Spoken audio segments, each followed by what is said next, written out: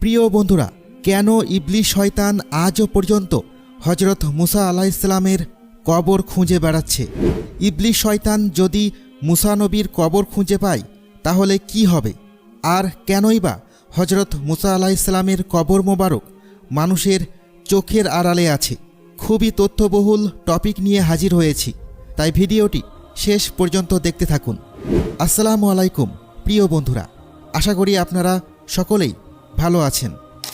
প্রিয় বন্ধুরা, ইসলামের ইতিহাসে হজরত মুসা আলাইহিসসালাম সকল নবী রাসূলদের মধ্যে একজন বিশিষ্ট নবী এবং আল্লাহর মনোনীত একজন বিশেষ পয়গম্বর ছিলেন।